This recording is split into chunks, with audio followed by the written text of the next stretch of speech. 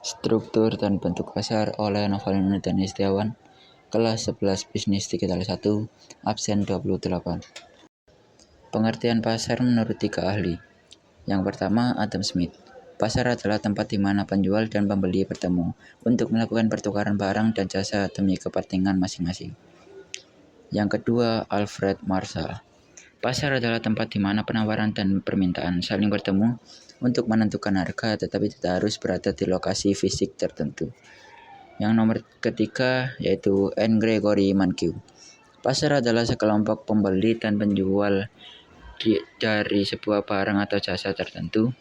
Para pembeli sebagai sebuah kelompok yang menentukan permintaan terhadap produk dan para penjual sebagai kelompok yang menentukan penawaran terhadap produk. Kesimpulan pengertian pasar menurut 3 ahli.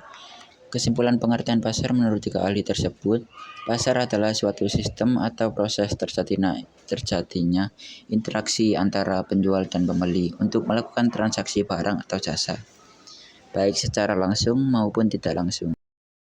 Ciri-ciri pasar. Berikut beberapa ciri-ciri pasar. 1. Adanya penjual dan pembeli. Pasar terdiri dari penjual yang menawarkan barang atau jasa dan pembeli yang memiliki kebutuhan atau keinginan. Yang nomor kedua adalah adanya transaksi. Pembeli dan penjual melakukan transaksi jual beli barang atau jasa. Yang ketiga adanya harga. Harga ditentukan oleh interaksi antara penawaran dan permintaan. Yang nomor keempat adanya persaingan. Banyak penjual dan pembeli bersaing untuk mendapatkan keuntungan atau memenuhi kebutuhan. Yang nomor kelima adanya informasi.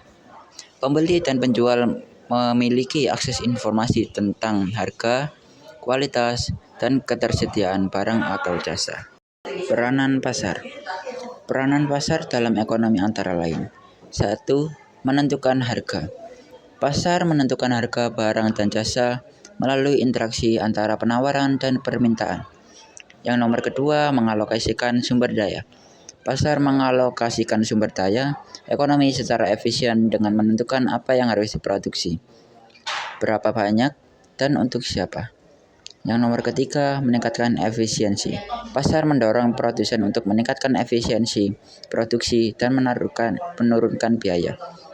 Yang nomor keempat, meningkatkan inovasi. Pasar mendorong inovasi dan pengembangan produk baru untuk memenuhi kebutuhan konsumen. Yang nomor kelima, memenuhi kebutuhan konsumen. Pasar menyediakan berbagai pilihan barang dan jasa untuk memenuhi kebutuhan dan keinginan konsumen. Klasifikasi pasar terdiri dari 4 jenis. Yang pertama, berdasarkan jenis barang yang diperjualbelikan. Pasar barang konsumsi menjual barang kebutuhan sehari-hari. Misal, pasar tradisional, supermarket. Pasar barang produksi menjual barang yang digunakan untuk proses produksi. Misal, mesin, bahan baku. Yang nomor kedua, berdasarkan wujud barang. Pasar barang nyata, barang dapat dilihat dan disentuh secara langsung. Misal, pasar sayur dan toko pakaian. Pasar abstrak. Barang tidak tampak secara fisik di tempat transaksi. Misal, pasar saham dan pasar valuta asing. Yang nomor ketiga, berdasarkan ruang lingkup kegiatannya. Pasar lokal menjangkau wilayah terbatas, biasanya dalam satu daerah atau kota. Pasar nasional menjangkau seluruh wilayah dalam satu negara. Pasar internasional menjangkau lintas negara atau dunia internasional.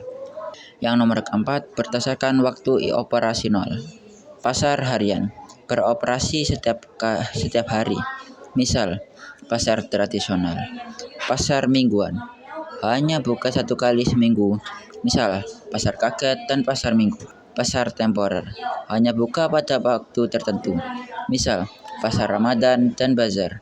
Pasar permanen buka terus-menerus dengan tempat tetap. Misal, mal dan supermarket. Terima kasih.